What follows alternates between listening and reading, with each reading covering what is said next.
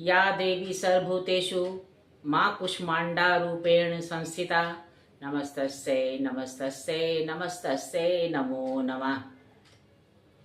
आइए हम नवरात्रि माँ के चौथे स्वरूप कुष्मांडा रूप की आराधना करें।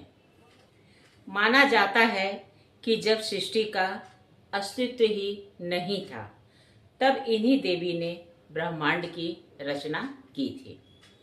अतः यही सृष्टि की आदि स्वरूप यानी आदि शक्ति हैं। इनका निवास सूर्यमंडल के भीतर के लोक में है। यहाँ निवास करने की क्षमता और शक्ति केवल इन्हीं में है। इनके शरीर की कांति और प्रभा मंडल भी सूर्य के समान ही दैदीप्यमान है। इनके तेज और प्रकाश से दशों दिशाएं प्रकाशित होती हैं। ब्रह्मांड की सभी वस्तुओं और प्राणियों में अवस्थित तेज इन्हीं की छाया है। माँ की 8 भुजाएं हैं, अतः ये अष्टभुजा देवी के नाम से भी जानी जाती हैं। इनके हाथों में क्रमशः कमंडल, धनुष्वाण, कमल पुष्प, अमृत कलश, चक्र तथा गदा है, जबकि 8वें हाथ में सभी सिद्धियां और निधियों को देने वाली जाप माला है। मान्यता है कि माँ कुष्मांडा की पूजा से अनाहत चक्र जागृत होता है। शास्त्रानुसार इनकी पूजा देर रात में करनी चाहिए। इनके पूजन से सारे शोक खत्म हो जाते हैं। इस दिन बच्चों के नजर उतारने की भी परंपरा है। आइए पूजन विधि का हम वर्णन करें। कलश और उसमें उपस्थित सभी देवताओं की पूजा करनी चाहिए। फिर माता के साथ अन्य देवी देवताओं की पूजा करनी चाहिए। व्रत और पूजन का संकल्प लेकर सप्तशती मंत्रों द्वारा माँ कुष्मांडा सहित समस्त स्थापित देवी देवताओं की षोडशोपचार पूजा करनी चाहिए। पूजा शुरू करने से पहले हाथों में फूल लेकर देवी को प्रणाम करना चाहिए और पवित्र मन से ध्यान करते हुए मंत्र का जाप करना चाहिए। हरे रंग के वस्त्र धारण कर हमें पूजा करनी चाहिए। साग सब्जियों का सेवन करना चाहिए। इस समय हमें मौन भी रहना चाहिए। संतान सुख की प्राप्ति के लिए माँ कुष्मांडा को जायफल चढ़ाना विशेष फलदायक होता है।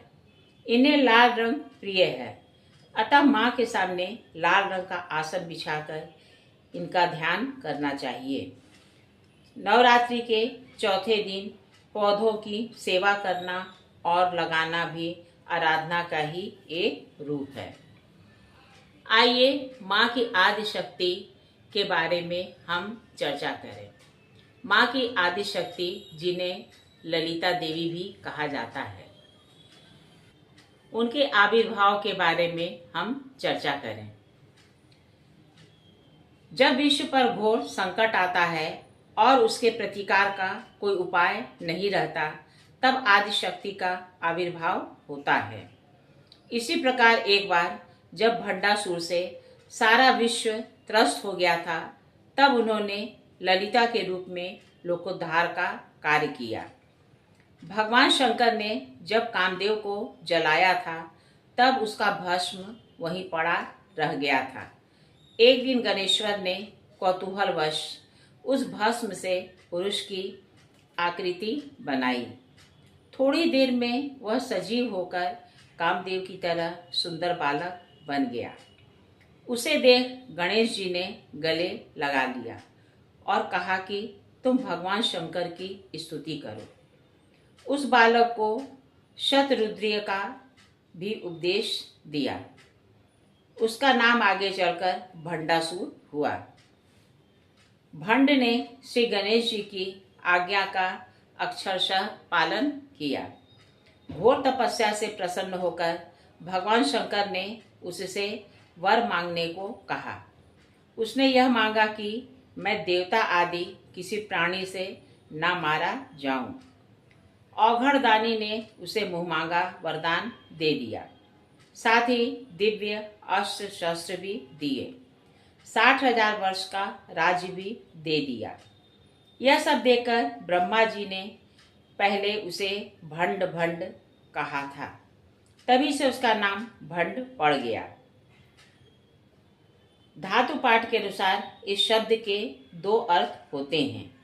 एक यह कि उस व्यक्ति का कल्याण हो गया, दूसरा यह कि इसे लोग निंदा एवं उपहास के साथ स्मरण करेंगे। जब तक भंडासुर भगवान शंकर के अनुशासन में रहा तब तक उसका कल्याण होता रहा। जब वह माया के मोहजाल में पड़ गया तब उपहासास्पद बन गया। भंडासुर के वरदान मिलने की बात थोड़ी देर में संपूर्ण भुवनों में फैल गई। दैत्यों के पुरोहित शुक्राचार्य यह समाचार पाकर भंडासुर के पास आए। उनके साथ दैत्यों का समुदाय भी था। शुक्राचार्य ने मैं के द्वारा शोणितपुर को फिर से सुसज्जित कराकर वहां भंडासुर का अभिषेक कर दिया। प्रारंभ में भंडासुर शिव की अर्चना करता और उनके आदेश पर चलता था। उनके अनुयायी दैत्य भी धर्म का अनुसरण करते थे। प्रत्येक घर वेदों की ध्वनियों से गुंजित रहता था। घर घर में यज्ञ होता था। इस तरह सौभाग्यशाली भंड की सुख समृद्धि के 60,000 वर्ष बीत गए। भंडासुर बाद में माया की चपेट में पड़ गया। अब 4 पत्नियों से उसे संतोष न था। एक दिव्य वारंगना के मोह में पड़ गया। देखा देखी इसके मंत्री आदि अनुयायी भी विलासी बनते चले गए। अब न किसी को भगवान शंकर याद आते, न ही पूजा पाठ ही। यज्ञ और वेद के उच्चारण भी अब बंद हो गए थे। इस तरह दैत्यों के विषयासक्त हो जाने पर देवताओं की सांस में सांस आई। उनके भय का दबाव कम हो गया। अब वे पाताल, समुद्र और खोहों से निकल निकल कर अपने अपने घरों को लौट रहे थे। अपने बिछड़े परिवार से मिलने का अवसर अब उन्हें मिल गया था। इंद्र अब सिंहासन पर बैठ पाते थे। देवता लोग भी उन्हें घेर कर आमोद प्रमोद मनाने लगे। इस बीच देवर्षि नारद देवताओं के पास आए। उन्होंने उन्हें समझाया कि इस क्षणिक आमोद प्रमोद को छोड़कर वे अपने भविष्य को सुनहरा बनाएं। अपने पराशक्ति की उपासना का परामर्श दिया। विधि भी बतला दी। देवताओं ने शीघ्र ही उनके आदेश का पालन किया। सब के सब पराशक्ति की उपासना में लग गए। इधर दैत्यों के पुरोहित शुक्राचार्य भंडासुर के पास आए और उसे सावधान करते हुए उन्होंने कहा, देवता अपनी विजय के लिए हिमालय में पराशक्ति की उपासना कर रहे हैं। यदि पराशक्ति ने उनकी सुन ली तो तुम कहीं के न रह जाओगे। अतः तुम शीघ्र ही देवताओं की पूजा में विघ्न डालो। भंडासुर दल बल के साथ देवताओं पर चढ़ आया। पराम्बर ने अपनी शरण में आए हुए देवताओं की रक्षा के लिए ज्योति की एक अलंघ्य दीवार खड़ी कर दी। भंडासुर यह देखकर क्रोध से जल उठा। उसने दानवास्त्र चलाकर उसे तोड़ डाला, परंतु तत्क्षण ही वहां पुनः अलंघ्य दीवार खड़ी हो गई। इस बार भंडासुर ने वायव्य शास्त्र से इसे तोड़ा, किंतु तत्क्षण भंडासुर ने उसी दीवार को खड़ी देखा। तोड़ने में समय लगता था, किंतु दीवार खड़ी होने में समय नहीं लगता था। हार कर भंडासुर शोणितपुर लौट आया। भंडासुर लौट तो आया था, किंतु उसके भय से देवताओं की दशा दयनीय हो गई थी। वे सोचते थे कि जिस दिन दीवार नहीं रहेगी उस दिन हम लोग का बच सकना कठिन हो जाएगा। अब कहीं छिपकर नहीं रहा जा सकता। अंत में देवताओं ने निर्णय लिया कि या तो पराम्बा का दर्शन करें या यहीं भंडासुर के हाथों मारे जाएं। उन्होंने अपनी आराधना और बढ़ा दी। हृदय की पुकार थी। पराम्बा प्रकट हो गई। उनके अद्भुत दर्शन पाकर देवता कृतकृत्य हो गए।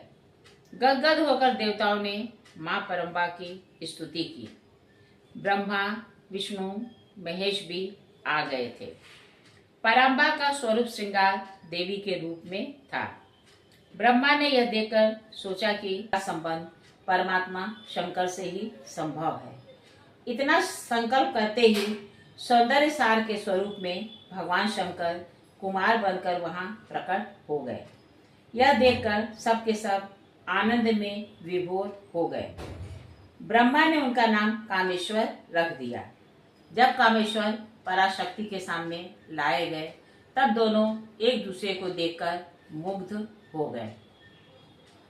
देवताओं ने उनका आपस में विवाह करा दिया और पराम्बा को उस पुर की अधीश्वरी बना दिया।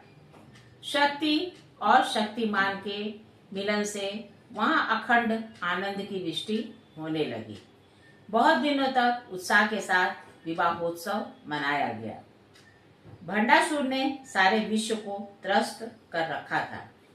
अहंकार में आकर अपने जनक श्री गणेश जी और शिव जी की भी घोर अवहेलना की थी।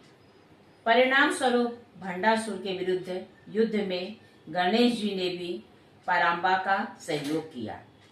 विश्व की रक्षा के लिए ललितांबा ने भंडासुर के साथ युद्ध किया। युद्ध में भंडासुर ने पाषंड का प्रयोग किया। तब पराम्बा ने गायत्री के द्वारा उसका निवारण किया। जब भंडासुर ने स्मृति नाश अस्त्र का प्रयोग किया तब मां ने धारणा के द्वारा उसे नष्ट किया। जब भंडासुर ने यक्षमा आदि रूप अस्त्रों का प्रयोग किया तब पराम्बा ने अच्युत, आनंद, गोविंद नाम रूप से मंत्रों से उसका निवारण किया। इसके बाद भंडासुर ने हिरण्याक्ष, हिरण्यकशिपु, रावण, कंस और महिषासुर को उत्पन्न किया। तब ललितंबा ने अपनी 10 अंगुलियों के नख से वराह, नृसिंह, राम, कृष्ण, दुर्गा आदि को उत्पन्न किया। युद्ध के अंत भाग में पराम्बा ने भंडासुर का उद्धार कामेश्वर अस्त्र से किया। माता ललितांबा के अस्त्र शस्त्र इक्षुदंड और पुष्प थे। कामेश्वर का अस्त्र भी काम बीज रूप में प्रेम तत्व ही था। मेरे श्रद्धालु श्रोताओं, माँ दुर्गा के आदि रूप ललितांबा का वर्णन आपको कैसा लगा? अगर अच्छा लगा है तो कृपया इसे लाइक और सब्सक्राइब कीजिएगा। जय माता दी। माँ सभी भक्तों का कल्याण करे।